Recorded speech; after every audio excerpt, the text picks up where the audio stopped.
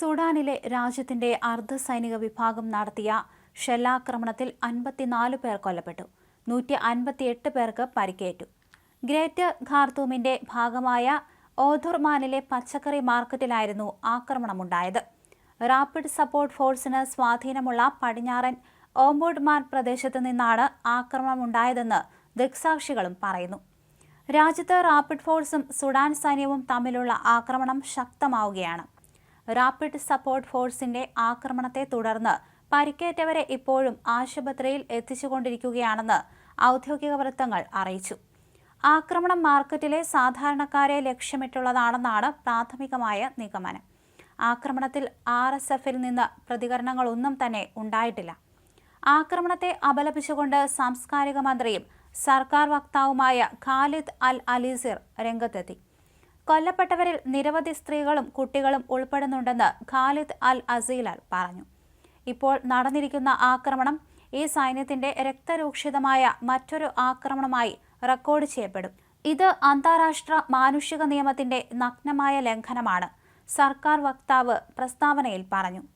2023 April മുതൽ സുഡാനിൽ സംഘർഷങ്ങൾ നടക്കുകയാണ്. അർദ്ധസൈനിക വിഭാഗമായ റാപ്പിഡ് സപ്പോർട്ട് ഫോഴ്സും സുഡാൻ സൈന്യവും തമ്മിൽ 2023 ഏപ്രിലിനും 2024 ജൂണിനുമിടയിലായി സംഘർഷങ്ങളിൽ 28,000-ഓളം പേർ ഇതുവരെ കൊല്ലപ്പെട്ടിട്ടുണ്ട്. മാസങ്ങളായി ഖാർത്തൂമിൽ ഇരുപക്ഷങ്ങളും ഇഞ്ചോടിഞ്ച് പോരാട്ടം തുടരുകയാണെങ്കിലും അടുത്തിടെ RSFനെ സുപ്രധാന കേന്ദ്രങ്ങളിൽ നിന്ന് പിന്നോട്ട് പായിക്കാൻ സൈന്യത്തിന് കഴിഞ്ഞിരുന്നു. ഇതേ തുടർന്നാണ് ഖാർത്തൂമിലെ മാർക്കറ്റിന് നേരെ നടന്ന ആക്രമണം. UN പിന്തുണയുള്ള integrated food security force classification പ്രകാരം ഖാർത്തൂമിൽ കുറഞ്ഞത് 1,06,000 ആളുകളെങ്കിലും പട്ടിണി അനുഭവിക്കുന്നുണ്ട്. കൂടാതെ 3.2 ദശലക്ഷം ആളുകൾ പട്ടിണിയുടെ വക്കിലുമാണ്. വടക്കുകിഴക്കൻ ആഫ്രിക്കയിൽ 5 പ്രദേശങ്ങളിൽ ക്ഷാമം പ്രഖ്യാപിച്ചിട്ടുണ്ട്. കടുത്ത മനുഷ്യാവകാശ പ്രതിസന്ധിയായി ആഭ്യന്തര കലാപം മാറുമ്പോഴും അന്താരാഷ്ട്ര ശ്രദ്ധ സുഡാനിലേക്ക് എത്തുന്നില്ല എന്നാണ് ഗാർഡിയൻ അടക്കം അന്താരാഷ്ട്ര മാധ്യമങ്ങളുടെ റിപ്പോർട്ട്. ജനീവയിലേതടക്കം സമാധാന ചർച്ചകൾ പരാജയപ്പെടുമ്പോൾ RSFന് ആയുധ സഹായം അടക്കം നൽകുന്ന UAEയുടെ ഇടപെടൽ ചർച്ചയാക്കുന്നതിൽ ഐക്യരാഷ്ട്ര സംഘടന സുരക്ഷാ കൗൺസിൽ പരാജയപ്പെട്ടു എന്ന ഗുരുതര ആരോപണവും നിലനിൽക്കുന്നുണ്ട്. 158 പേർക്ക് പരിക്കേറ്റിട്ടുണ്ട്. ഗ്രേറ്റർ ഖാർത്തൂമിന്റെ ഭാഗമായ ഓദുർമാനിലെ പച്ചക്കറി മാർക്കറ്റിലാണ് ആക്രമണം ഉണ്ടായതെന്നാണ് പുറത്തുവരുന്ന റിപ്പോർട്ടുകളിൽ പറയുന്നത്.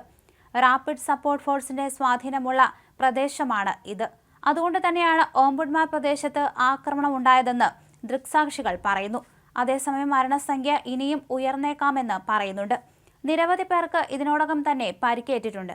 എന്തായാലും പ്രശ്നത്തിന് പരിഹാരം കാണുവാൻ അധികൃതർ ചർച്ച നടത്തി വരുന്നുണ്ടെങ്കിലും ഒന്നും പ്രാബല്യത്തിൽ ആകുന്നില്ല.